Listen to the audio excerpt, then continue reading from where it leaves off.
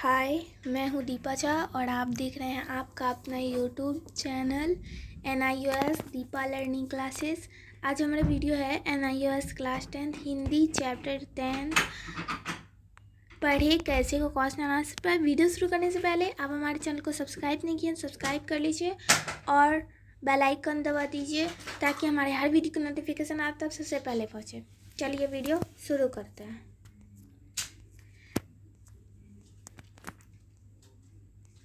प्रश्न 1, जनसंख्या वृद्धि भारत के विकास के लिए चुनौती क्यों है? आंसर, विकास के साधन सीमित हैं और जनसंख्या असीमित अंत जनसंख्या वृद्धि के लिए चुनौती बन गई है। प्रश्न 2, समाचार की सुख संपन्नता जनसंख्या पर कैसे आश्रित है? आंसर, अच्छा भोजन, घर पहनने के लिए वस्त्र, शिक्षा सुविधाएं आदि सुख संपदा के आधार हैं। ये सबको तभी मिल सकते हैं जब जनसंख्या नियंत्रित है। प्रश्न 3, भारतीय जनसंख्या की तुलना ऑस्ट्रेलिया से क्यों की गई है? आंसर, भारत में प्रत्येक वर्ष अपनी जनसंख्या वृद्धि होती है जितनी ऑस्ट्रेलिया देश की कुल जनसंख्या है। अंत भारत की जनसंख्या की वृद्धि की प्रवृत्ति को बढ़ाने के लिए इसकी तुलना ऑस्ट्रेलिया से की गई है। प्रश्न 4, इस अनुच्छेद का उचित शीर्षक लिखिए। आंसर, जनसंख्या वृद्धि भारत देश की बढ़ती जनसंख्या, भारत की जनसंख्या विकट समस्या, 1 अरब बस कर अब आदि जैसे उपयुक्त शीर्षक।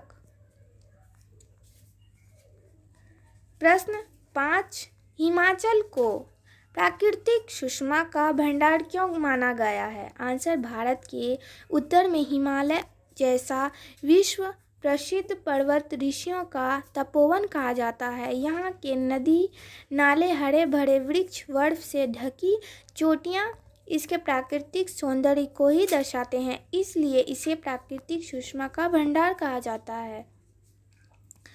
प्रश्न 6, पढ़ने का अभ्यास हो जाने पर हम आंसर कई शब्द प्रभाव के साथ पढ़ते हैं। प्रश्न 7, कश्मीर को पृथ्वी का स्वर्ण क्यों कहा जाता है? आंसर, कश्मीर को पृथ्वी का स्वर्ण इसलिए कहा जाता है कि वह हिमालय एक पश्चिमी छोर पर स्थित है और भारत का शिखर है। यहाँ की झीलें, बर्फीली पहाड़ियों, विनाट के जंगल, वहाँ के मंदिर और एकांत हरियाली से भरा शुद्ध पवित्र वायु द्वारा पुण्य स्थल स्वर्ण सा झलकता है। प्रश्न 8, भारत की सुंदरता और महानता का श्रेय हिमालय को क्यों दिया गया है? आंसर, उत्तर में हिमालय कश्मीर से असम तक फैला हुआ है। इन पर्वतीय श्रेणियों में अमरनाथ, केदारनाथ, बद्रीनाथ,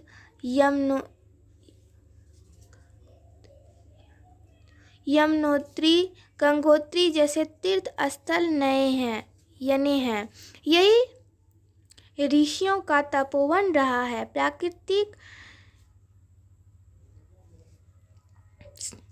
सुषमा का भंडार, निर्मल जलाशयों का केंद्र यही हिमालय है, इसलिए भारत सुंदरता और महानता का श्रेय हिमालय को दिया जाता है। यही उत्तर का प्रहरी है।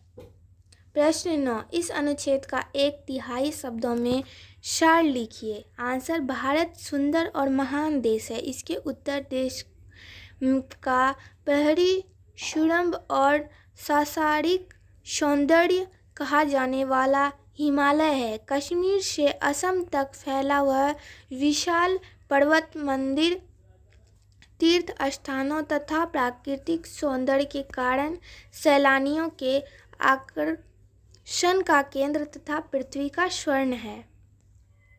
प्रश्न 10, इस अनुच्छेद का उचित शीर्षक लिखिए। आंसर, पृथ्वी का स्वर्ण। प्रश्न 11, दीपक किसका प्रतीक है? आंसर, प्रकाश का, तिमिर मिटाने का। प्रश्न 12, अंधेरा किसका प्रतीक है? आंसर, अवनीति का। जड़ता का। प्रश्न 13, अपने गुरुओं से हमें क्या सीखना चाहिए? आंसर, उत्तम विद्या पढ़ना।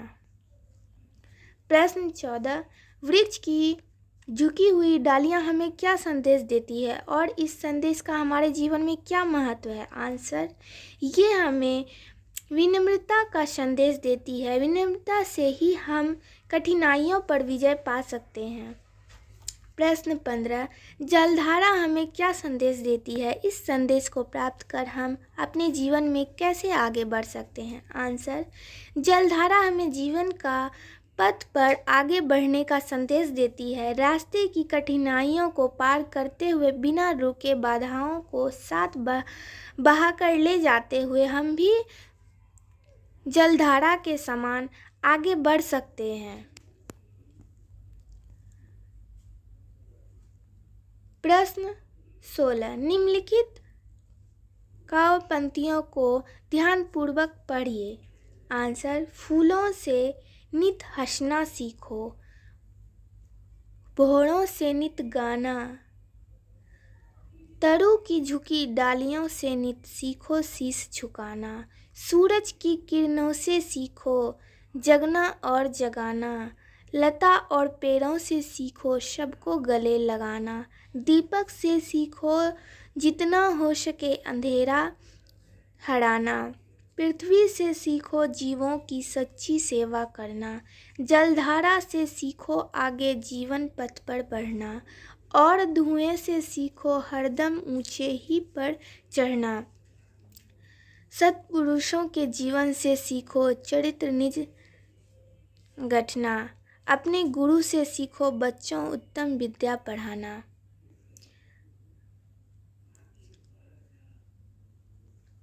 प्रश्न 17, वृक्ष की झुकी हुई डालियां हमें क्या सिखाती है? आंसर, शीश झुकाना। प्रश्न 18, गुरु जीवन में ज्ञान का प्रकाश फैलाता है। आंसर, गुरु ज्ञान के द्वारा उत्तम विद्या का दान करते हुए हमारे जीवन को प्रकाशित करता है।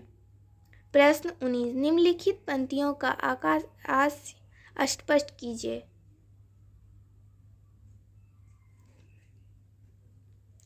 को, दीपक से सीखो जितना हो सके अंधेरा हराना। आंसर, दीपक छोटा सा प्रकाश स्रोत होता है लेकिन छोटा होकर भी प्रकाश फैलाने का काम करता है। हम मानव भी कितने छोटे सीमित साधन वाले हो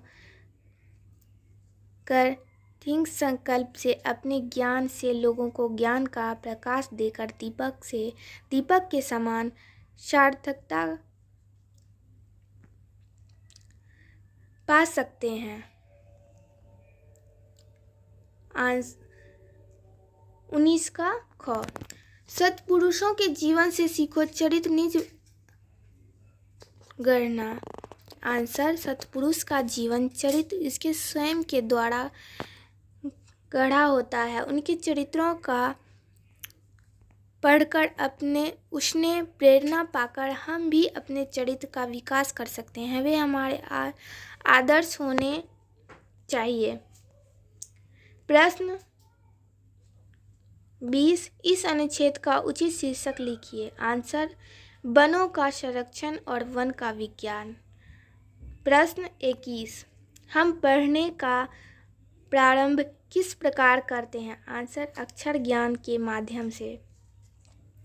प्रश्न 22, अक्षर ज्ञान की प्रक्रिया का मूल आशय क्या है? आंसर, अक्षर ज्ञान से लिखना ज्ञान पाते हैं और इस प्रकार अक्षरों को जोड़कर शब्द जोड़कर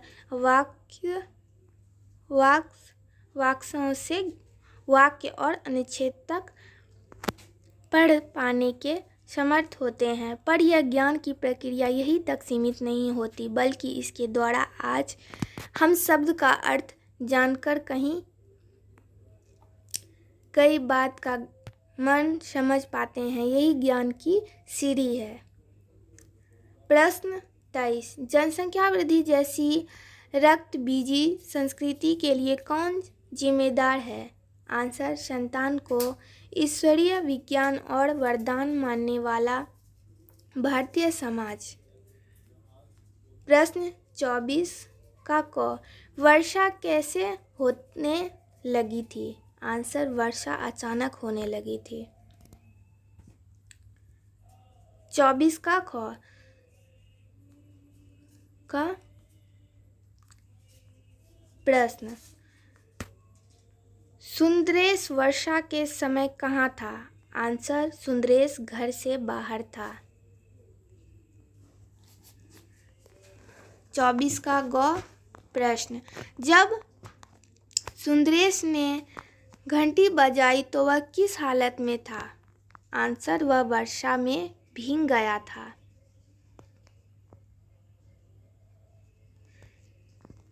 चलिए हम 25 का क्वेश्चन आंसर बताते हैं।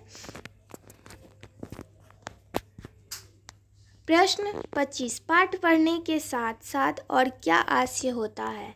आंसर, पढ़ते हुए केवल अक्षर ज्ञान ही आवश्यक नहीं है, बल्कि शब्दों, वाक्यों और वाक्यों का अर्थ भी साथ साथ जानना समझना आवश्यक होता है। इसके लिए करना यह चाहिए कि जो कुछ पढ़ा जा रहा है उसमें जिन शब्दों का अर्थ आप नहीं जानते हैं उसका अर्थ जानिए। इसके लिए कठिन शब्दों के शब्दार्थ के लिए आप पहले कठिन शब्दों को रेखांकित कर लें, फिर उनके अर्थ सबको शब्दों में तलाशें। इस तरह प्राप्त अर्थ अनुच्छेद के हाशिए पर लिखते हैं। इसके बाद आप सहज ही अर्थ ग्रहण करने में सक्षम हो जाएंगे।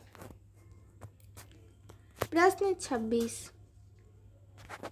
पढ़कर समझने से क्या अभिप्राय है? आंसर, पढ़कर समझने का अभिप्राय है एक एक शब्द पहचान कर शब्दों के प्रसंग के अनुसार अर्थ को समझना। इसके अतिरिक्त कही गई बातों, घटनाओं आदि का एक दूसरे से संबंध समझना। पढ़ने का अभ्यास हो जाने पर एक शब्द अलग अलग नहीं पढ़ा जाता, मिलाकर तेजी से पढ़ा जाता है।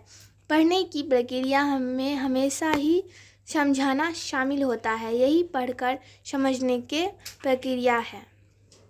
प्रश्न 27, पठन कौशल से क्या अभिप्राय है? आंसर, पठन कौशल में यह जानना आवश्यक है कि जैसे हम समाचार पत्र पढ़ते हैं, कहानी, व्यंग्य व वैचारिक लेख पढ़ते हैं और कविताएं भी पढ़ते हैं, इन